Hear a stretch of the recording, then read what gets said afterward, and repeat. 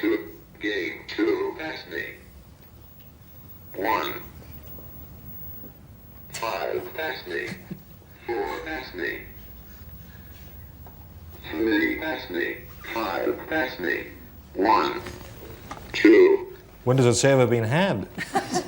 I'm afraid these technological things are too much for my poor male brain, Marion. You better take it. Well, the trouble is, you see, this is the... No, I won't, because this is the age of the micro kid and the computer convert, and we know a computer convert, don't we? Mr. Know-all. Well, just to show how surplus to requirements we could all become, just watch as our computerized colleague introduces the show. Hello again. This is the BBC 1 o'clock program, and the same old characters again. Please don't switch off. This program is very good. Computers are not too bad. Thank you. Begin with the history of the computer, because this, though it seems hard to believe, is one of the earliest known forms of computer. It dates back to 6000 BC. And here to explain it is our tame computer expert from Warwick University, Dr. John Barker. How does it work? Well, it works by having some grooves laid into the sand like this, and one can represent numbers by these little pebbles, or calculi, which is where we get the word calculation from. There's 6 in here representing the number 6. We could add another number 6 to that by adding in 6 more pebbles, but in fact when we get up to about the number 10, by adding another 4, we've filled the column up. So to represent 10, we put 1 in the second column, clear the slot out here, and then add the remaining 2 pebbles down to the bottom of this column. So 1 unit of 10 and 2 is giving me a representation of 12. So this is the forerunner of what we call the abacus, that's counting beads on wires. Yes, exactly the same principle. But what was the first major breakthrough as far as computers are concerned? When did that happen? That was really, took place in the 19th century with Charles Babbage. He found how to automate this adding and subtracting process, and how to store the list of instructions to give to the machine for actually doing the additions and so on. And this was done with the mechanical technology of the Victorians, sort of steam power and gears and mechanical switches. In fact, one of his collaborators, Ada Lovelace, better known as the daughter of Lord Byron, was the first person to find out how to instruct a computer in dealing with this modern kind of technology. The next step was a military one. Yes, the real breakthrough came in World War II, when there was a requirement to work out complicated missile and shell trajectories for different kind of armaments, and the faster speed of electrical switches allowed people to do that. And of course they used a computer rather like this mock-up we've got here. Yes, I mean this is just a facsimile, of course, but this dates back to about 46, doesn't it? This is about 1946. It's equivalent to a modern calculator. It has about 1,000 units of memory, and these are the electrical switches, the little valves you can see just here. It's rather a slow machine, in fact, by modern-day standards. I was going to ask how it would compare with a modern machine. It's nowhere near as fast, and it's a lot more expensive and more unreliable, in fact. So why is that? I mean, why well, was the basic problem are these rather bulky valves, these things that we can see here. They're rather like light bulbs. They get hot and tend to go pop, and they're rather bulky. And it wasn't until the invention of the transistor, the solid electrical switch, in the 1950s, that people were able to miniaturise this kind of electrical system. And of course nowadays the new invention is the invention of the integrated circuit, which is a technique for packaging up to 500,000 transistors into one sliver of silicon. And you can even get this little sliver of silicon through the eye of a needle, a remarkable thing. And of course that integrated circuit, the chip, forms the heart of the modern pocket computer, which is much more powerful than this and costs less than £50. And what is silicon? Silicon's a component of silicon dioxide, and it's known in the trade as sand. It's the same as the sand abacus. So we've come full circle. Full circle. Here's Donnie.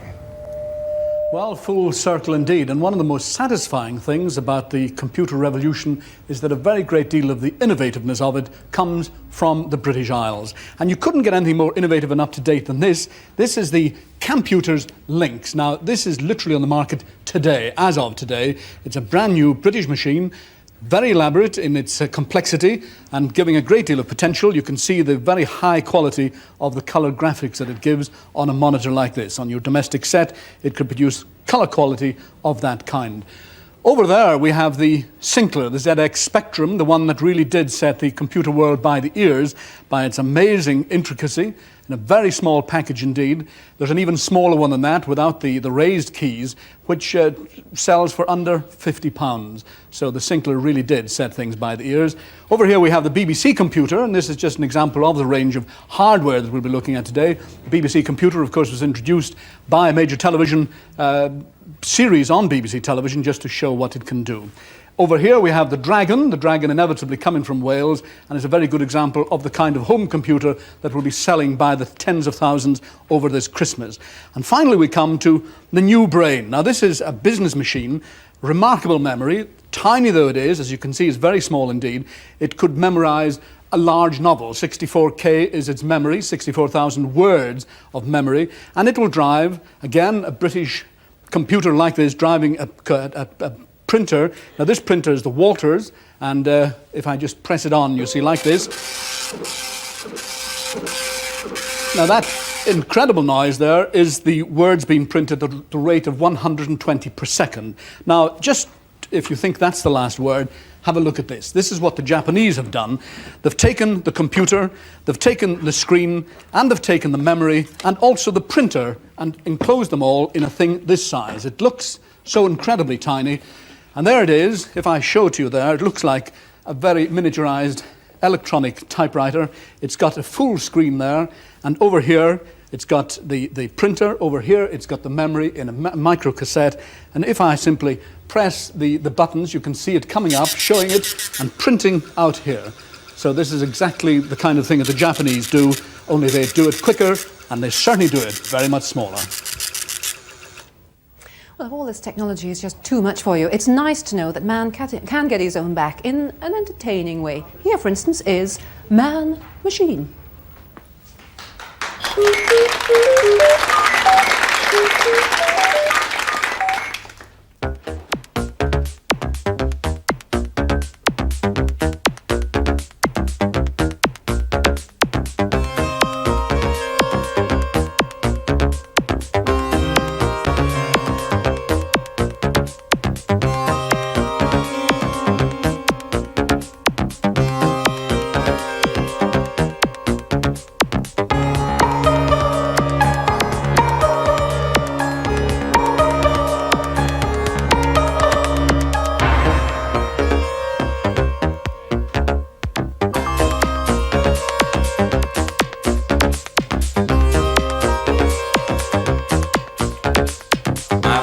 My home computer, beam myself into the future.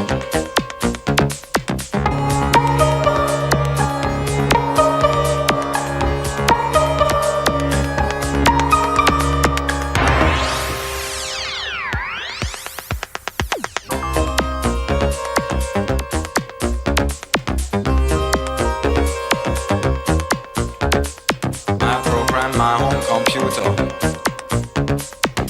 myself into the future.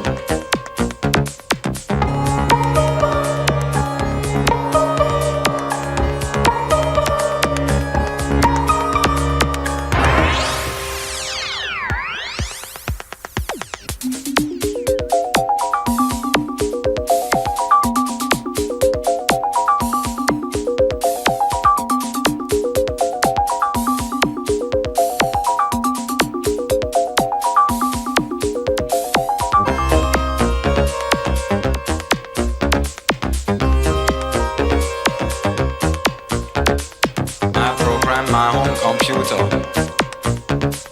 beam myself into the future.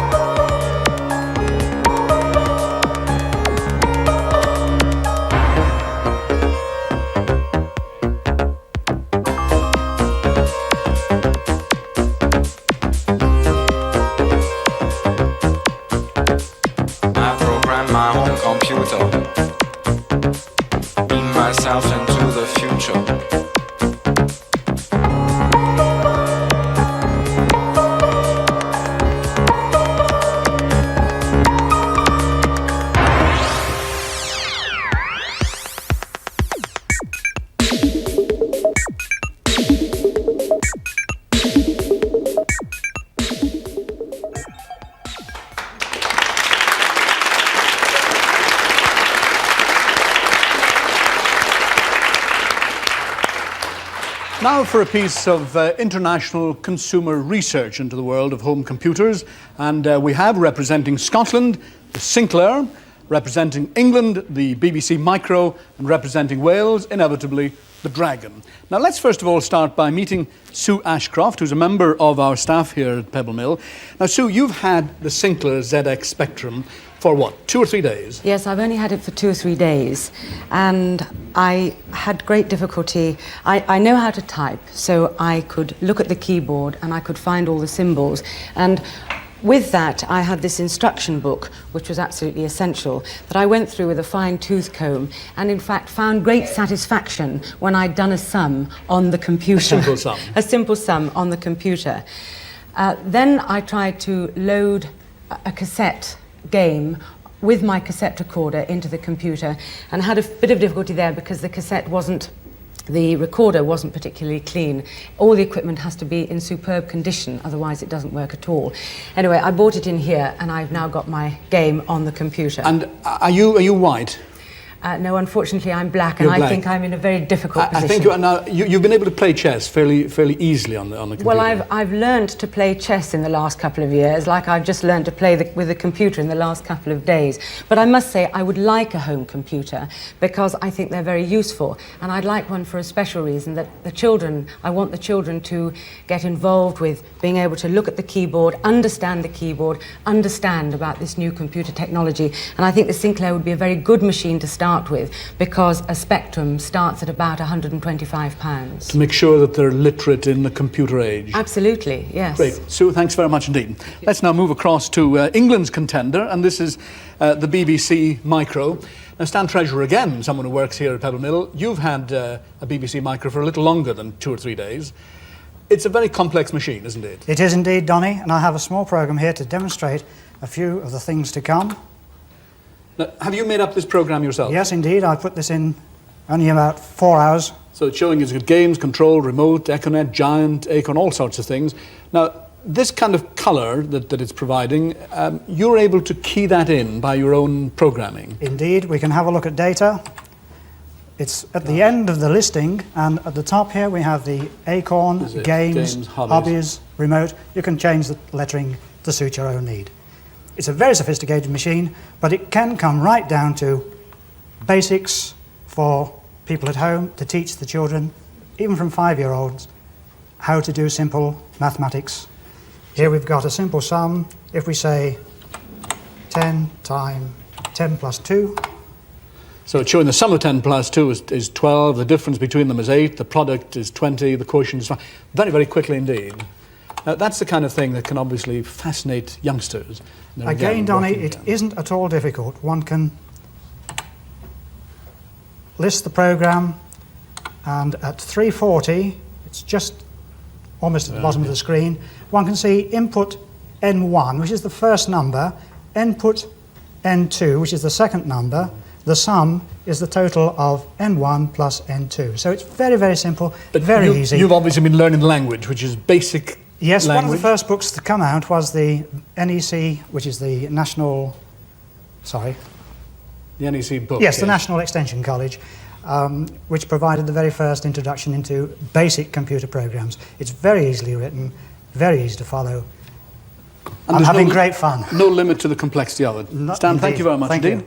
And now, Dave Williams with appropriately, the Welsh Dragon, being a bit of a Welsh Dragon yourself.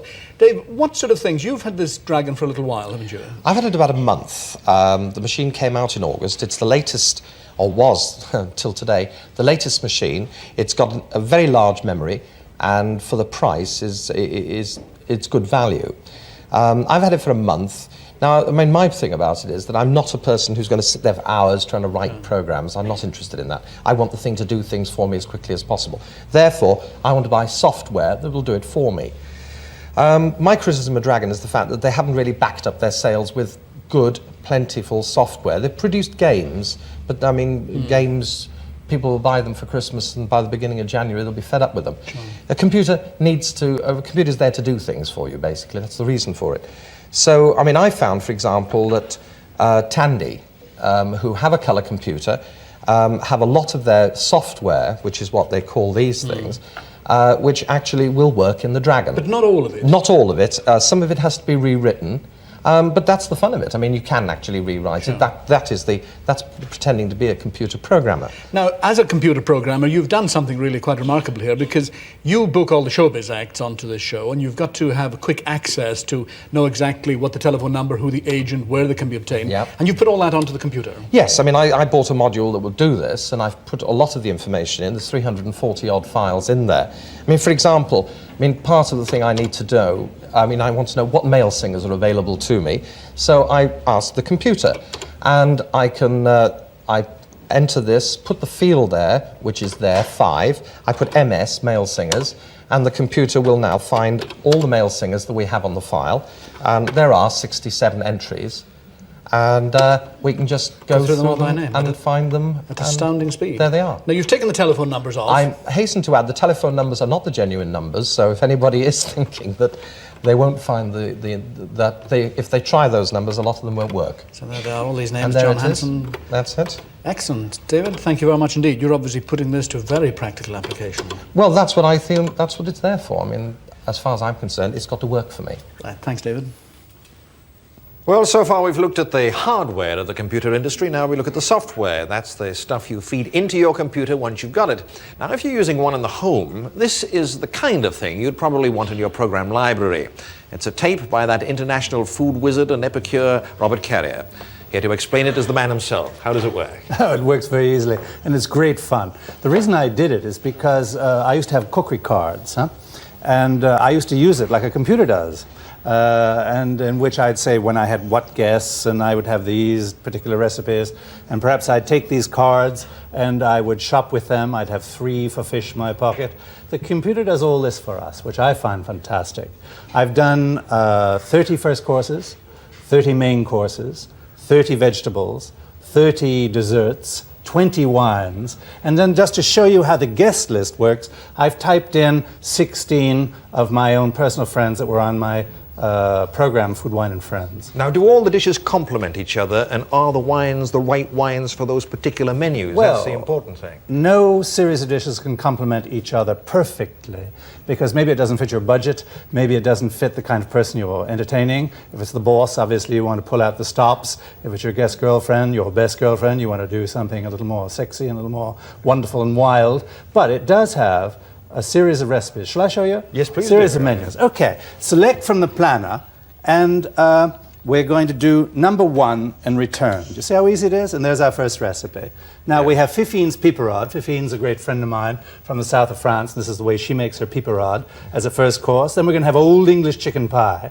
And the vegetables are beans à l'ancienne, beans done in the old way from France. And the dessert is almond puffs. And the wine is a rosé d'Anjou. Now that would go quite well with all that, so it's perfectly thought out for you. But let's say that you'd given a party yesterday and you'd had Fifine's piperade, or let's say that your wife hates Fifine's piperade, so you don't want to have that. So we'll just say, do we want the starter to keep it? And we'll say no, because we want to get rid of it. So we push N for no and return. Do we want the main course? I think we like everything else. So we say yes for the main course. We'll say yes for the vegetable. We'll say yes for the dessert. We'll say yes for the wine. And return. And now here we are, we have it again. And instead of our Fifine's piperade, it's thrown up mushroom quiche. Now, isn't that a rather good idea? Now, just supposing you feel that mushroom quiche does not go with the other things you've got there. Well, you've hit it, because in actual fact it doesn't. This is a recipe that has mushrooms in it, and our old English chicken pie also has mushrooms in it. So I'm going to get rid of that, because the computer has said, do I want to keep it, yes or no? And the answer is, I don't want to. So I want no, and push the return, and it gives me salad niçoise, which is perfect, because it's fresh tasting, and it'll go wonderfully in front of this rather rich, full-bodied chicken pie. And green beans are fine with it, and the almond puffs are still good. So we do want to keep that starter, so we say yes. So ultimately, it still comes down to your own personal judgment. It comes down to your own personal judgment, yes, but you've got all these aides-memoirs. But don't you think it takes, just let me put this to you, does it not take a bit of the fun out of preparing for it at a party? It adds to the fun, as far as I'm concerned, because, you know, we all have such busy lives, and we found this out with my cookery cards, that even someone who cooks all the time like I do, and has restaurants and is always giving dinner parties, it's very difficult to remember what the hell you actually know how to make and when you want to do it. So which people have let's what, do of course. something. There's another important Yeah. thing. If you entertain a lot, and you have certain people coming, you want to know what they had the last time you were there. Yes, let's do something else. Let's find out what the computer could do for us. For example, we could say, push 5 and have Vic's choice. Vic being the computer, of Vic course. is the computer, Vic 20 from Commodore. And it now says the number of guests. How many guests do I want? Let's say 6. And it will pick out 6 guests from me from my list of guests. Now, the dinner party is going to have Joseph Cotton, Jane Seymour, Michael Broadbent, Susanna York, Burgess Meredith, and Bianca Jagger. And the menu that Vic has thrown up for us is mussel with snail butter, Italian lamb chops, rizi and bizi, which is a marvelous, very simple dish to make, of rice and green peas, and a creme caramel, and with a cote de bone to drink with it, a red wine. Now, I'm going to call them up, and I'm going to say, now, listen, Joseph, I didn't want you at all. I really don't like you anymore, but Vic said you should come to dinner, so come on. How about doing it on the 20th? Don't you think it's fun? That sounds fantastic. You do realize if this thing ever works out how to do the egg and chips, you'll be out of business. Robert Carrier, thank you very much indeed. Thank Here's you. Mary. Well, now, of course, the computer doesn't isolate you in your own home. It opens doors all over the world. And with me is Lawrence Hardwick. Tell me, what sort of signals can you get through your television set and your television aerial that can open doors, in a sense? The computer has an interface which you plug a television aerial into, and this gives you access to the information the BBC is transmitting, actually on the lines just above the screen, your TVs at home. And there's information there. Here we see a page of news headlines. There is all sorts of things, the latest weather reports, financial news, and also what's on television. So you don't need the guides on those. But for some of these, actually, you can get this information with one of these special sort of remote control things. What can you get that can give information to your own computer that you could work with? The BBC is also transmitting information that can be read by the computers instead of information like this that can be read by normal teletext systems. And we'll have a look at one of these pages. We are waiting for the page to come round now. It can take just a couple of seconds. And first of all, we'll see a picture of what the page would look like to a normal user of a teletext system. So what we're going to see in a few moments is a lot of numbers and letters. There we are. That doesn't make all that much, well, it doesn't make any sense at all to me, but it's making sense to the computer. And the computer has now recognised that that is a program, and the next time the page comes round, the computer will try and load the program down for us, and we'll then run it in this computer, and we can see what it will do. So the computer is busy reading this at the moment, and we're going to see what it makes. And in fact, what it's created is a keyboard there. Looks like a piano keyboard. This is something that perhaps you may have linked into a musical sort of schools program or something that you can use. And here we see that it is actually a working program, and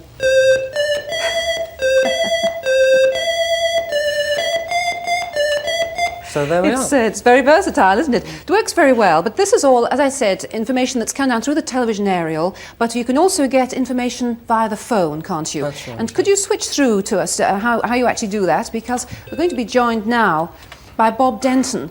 And Bob, if you'd like to come in and explain a little bit more about this. This is a way, in fact, for computers to talk to computers, isn't it? Yes, that's right. Once you've got a microcomputer, you discover an enormous appetite for programs, for news, comments. You want to talk to people who have a computer also. Now, sorry. You use something called, you plug into something called Micronet 800, and you have to use the phone. Now, how do you do that? Well, first of all, we take any microcomputer, from the best-selling one, the ZX81, through to, as we have here, the BBC Micro, and all we do is use this particular adapter. Now, so do I dial a if number you on dial, here? raise the receiver, I press hash as instructed by the screen, 918. Ah, I've done the wrong one. Sorry. Yes. You do have to do 918. 918. And as soon as you hear the computer at the other end singing at you, we can go further. Just waiting for it to sing. In fact, here we go. Fine. And then I've So pressed hard in there. if I just push that into there, press this, we should be online to a remote computer. Now, talking about the uses of this, in fact, I suppose schools that have made their own programs, in the end, could you have schools swapping programs and buying programs off each other through a system like this? Absolutely. Sorry, I just have to enter my identity number, and I did it wrongly the first time. The computer didn't recognise We're me. trying to work too fast, aren't we? Yes, that's right. And So I have to enter a personal password.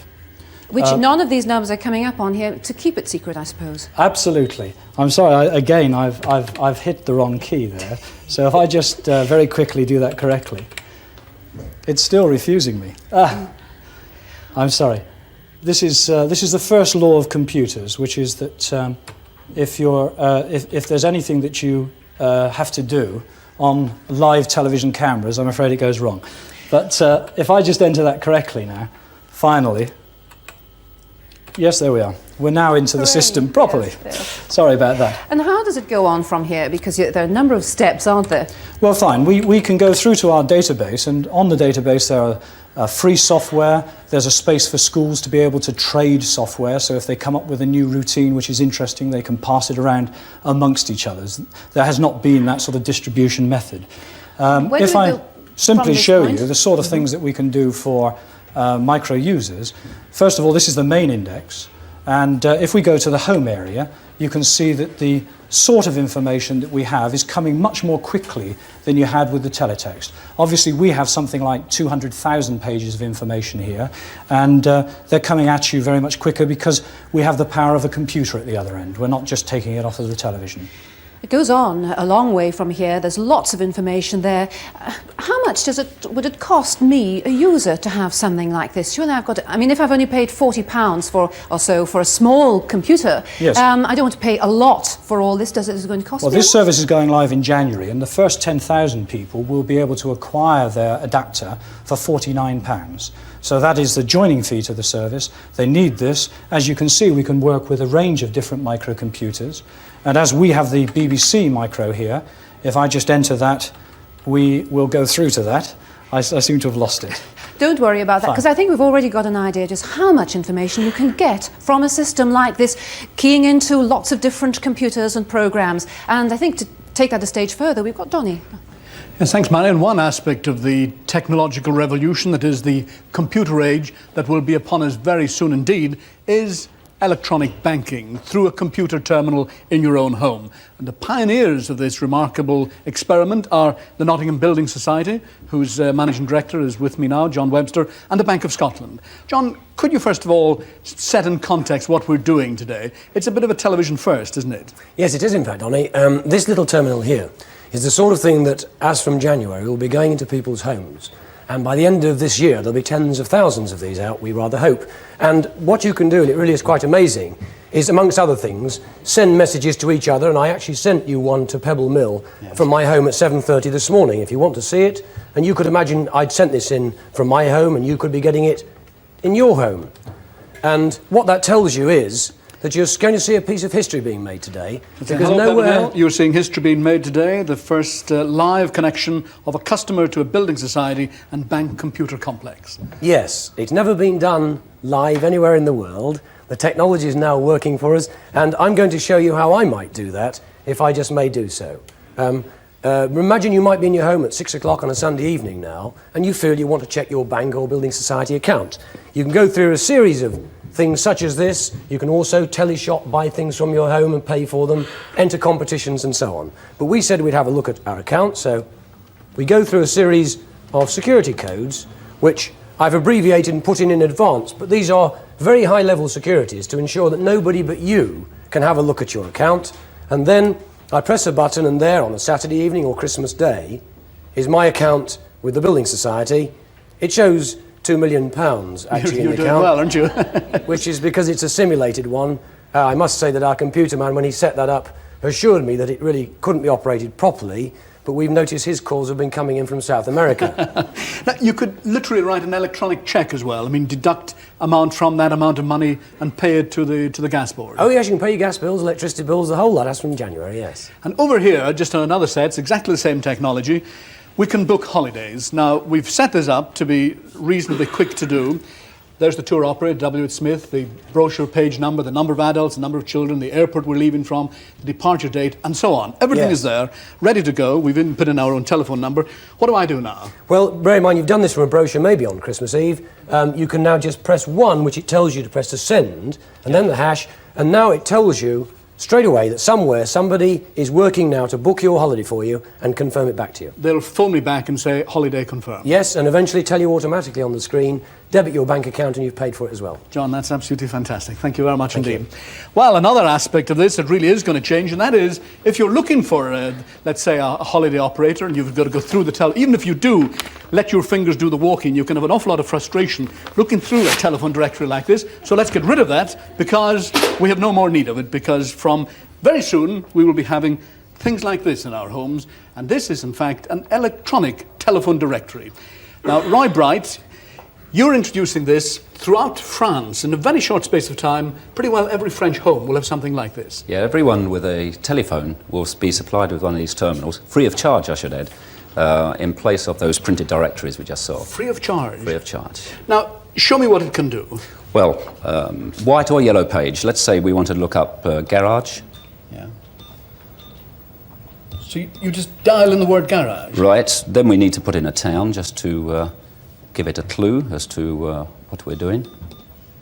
And I send that off to the computer. Now, I should have moved that cursor down to locality, and now it would give me an answer in terms of listings of garage. If we cancel that, perhaps you have someone who you would like to track down. Well, actually, oddly enough, we were filming in France this year, and I met a chap. Now, this is interesting. His name was Martin, M-A-R, let me just find the R, R-T-I-N.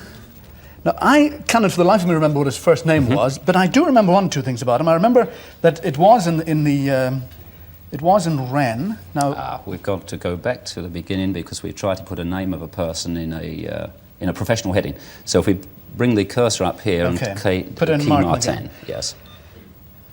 Now, I remembered a number of things about him. I remembered that it was in the town of Rennes. Let me just put that down there. That's locality, Rennes. Now it's gone back up again. Step it up. That's it. One. There we are. Locality. So I type Rennes, R-E-N-N-E-S. Up it comes. Okay. And I also do remember the very incomplete address, I'm afraid, that there was a 15. I think his name was Robert, but I'm not sure. Okay. But I do remember that there was a 15 in the address. Now, that's pretty inadequate sort of detail. His surname was Martin. He was in the city of Rennes. Shall I just press envoy? Just send it off to the computer and see what it tells you. Now, it's now listing every name with the number 15. Right. Clemenceau. Now, there's my man. Number 5. Number 5, yeah. Robert Martin, 15 Boulevard Georges Clemenceau. And there's his telephone number. And electronically, it saved my fingers doing an awful lot of walking. Sure did. Right, thank you very much indeed. Thank you very much. Terrific gadget there. But another use of the microchip in the home that would improve and help safety and security is something like this. This is a command center, and in fact it's plugged into the time there. It says it's 1:34 on a Tuesday, and it sends a signal down the wire here into the mains that connects with 16 separate lamps or appliances around the house. You set your timings there for when you want your kettle or your lamps or an electric typewriter or the electric blanket to go on and off, and this will control the whole thing for you. These are the plugs that actually plug in the rooms that you want to work. This is the lamp module, and you set it there so that you give it an identity. This is number 1. And this is plug number 2. This is for an appliance, perhaps, I don't know, the water heater or whatever. This is number 2. So it will recognize any signal that's sent to it. But even if that is all too much for you, that after all is about £140. So perhaps it's of more use in offices or shops. Here's something very simple, a little time switch here, also using a microchip. And this will, for each switch, work out what time you want the light to go on and off. And this will come out in January and cost between £10 and £15. Well, meanwhile, back to our talkative little friend here. Come on, pass me. But whether you like the idea of the computer revolution or hate it, you simply cannot ignore it. Already it's affecting every level of our society. And the man who invented this, for instance, has actually produced a computer for 3-year-olds. It just shows you how early you can start. Hello. Okay, go. Press the yacht. No, that's the word fish. Find the yacht. No, that's the word yacht. Find the yacht. find the yacht itself. That's right. That's the yacht. Press the fish. I got it right. I'm not going to press the fish. Let me say that this is the sort of computer that I think is just right for me. It's called my talking computer, and really, it's been designed for youngsters from the age of 3 to 7, or a little bit older like me.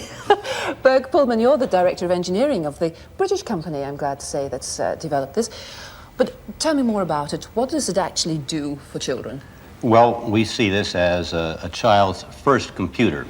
It's designed to teach spelling, math, word recognition, the time, a whole variety of different subjects. What other games can it do? Well, we have a game on numbers. We have a talking calculator, which will teach the youngster familiarization with a calculator. Hello. And how to use one. It's a fully functioning calculator. 1, 2, 3 equals 123. Plus 8 equals 131. Divided by 2 equals 65. Remainder 1. That's lovely. And it's got, I noticed as you removed this book that there are quite a lot of other games. Just what is the variety of things that it produces? Yes, the basic programs are contained in the book. Numbers, words.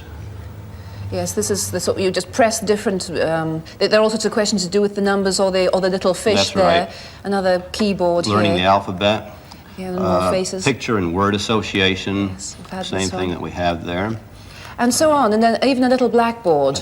That's My Talking Blackboard, and it's designed to give familiarity in math problems in the 4 functions. But there is another game, isn't there, that isn't actually part of this book that I think a lot of parents might find a lot of fun, and that's in here, isn't it? That's right. We're very enthusiastic about that. It'll teach a child Hello. to tell the time. Now press go. Press a hand. That's the minute hand. That's the hour hand. Set the clock and press the hour and minute hand. Well, Good, that's 9:55. Set the time to 10:55. if the child gets it wrong after 2 attempts, the computer will tell them what to No, do. that's 10:05. Set the time to 10:55. Keep quiet a moment, talking computer. And but is this on the market yet? How soon will Not we yet. come It'll be on the market in May. Is it going to be expensive? No, it'll be £49. So that's not bad at all, and just right for me. Bert Pullman, thank you. Thank you. Of course, Pebble Mill was one of the very first programs to use computers in a practical sense. Not many people realize that after each show we unplug Donnie McLeod and stand him in the corner till 1 o'clock the next day. But in case you're still a little dubious about the fact that we are moving into the computer age, let me tell you that by 1984, and I hope that date isn't too significant, all primary and secondary schools in Britain, according to the Department of Information Technology, will have at least 1 computer. Now, what good will they do? Well, let's ask Mrs. Pam Bridgewater, headmistress of St. Francis Primary School in Bourneville, where they've been using one for a little while, one they borrowed incidentally. But can you just tell me in practical terms, can you give me an example of how you would use it? Well, we do use computers for computer-assisted learning, mainly, but there are the possibilities are endless. The children can do their own programming. We wrote a program for them to help them work out their bank interest each month. Not to do it for them, but for them to teach them how to do it for themselves. They've done some pictures, the very young children, but the possibilities are really endless. So you're sold on the idea? Oh, I am indeed. We don't have a computer. We've had the loan of one. Indeed, very few primary schools do have a computer. But they will have by 1984. Now, what about the kids themselves? How did they respond to it? I see that they all seem quite happy here. Can they? They respond very well. I think children are not afraid of machines the way adults are. We teachers are a little afraid of computers. We think perhaps they'll take over our job, but there's no possibility of that. So, in fact, as far as you're concerned, they are an aid and nothing more? They're a teaching aid, yes indeed. They're an extension of the teacher. We already use lots of teaching aids.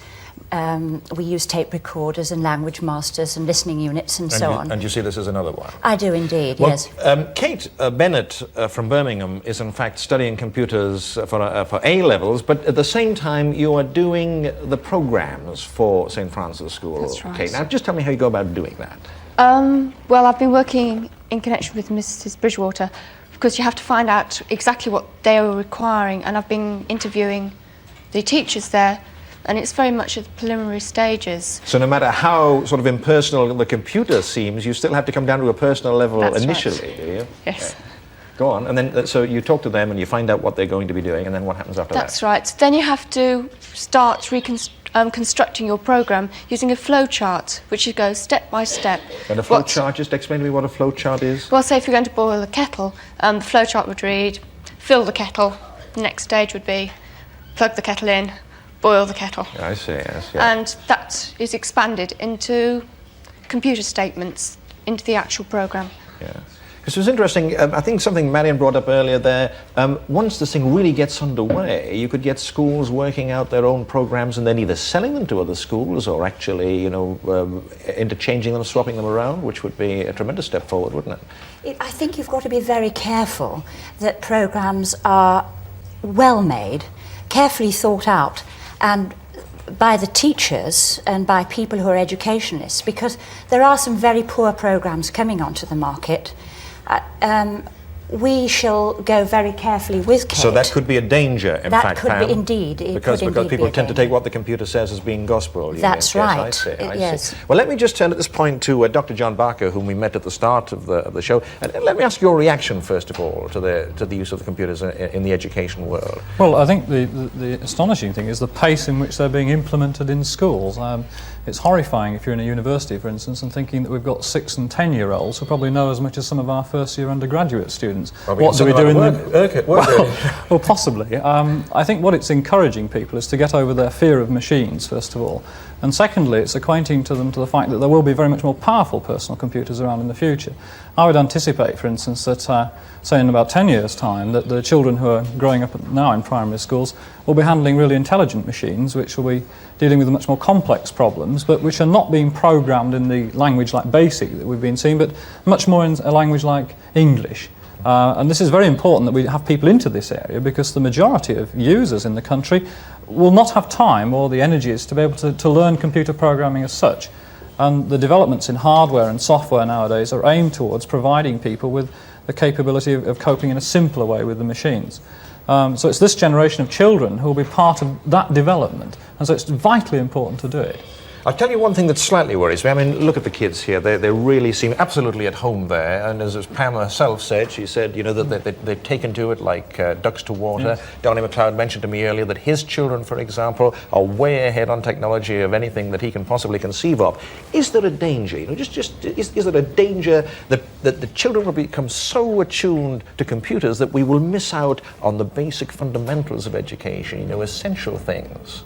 Well, I don't think that will happen. I think what we're getting with the design of what are called expert systems is that it's all very well being able to program. You have to understand the nature of the problem. You have to ask what it is you're actually doing and why you're doing it. And this actually leads you directly into educational ideas, deep educational ideas, and it helps you do it for yourself. It's not something you learn like chalk and talk approaches. It's something you've got to work out for yourself with the aid of the machine. So it is in itself a fundamental part of education. It's extremely valuable, I think, education. Well, I think one thing that the program has proved, we are all at the start of something big. Now, we'll be back in our usual form tomorrow, so join us then. In the meantime, I think we're being taken over from all of us here. Cheerio.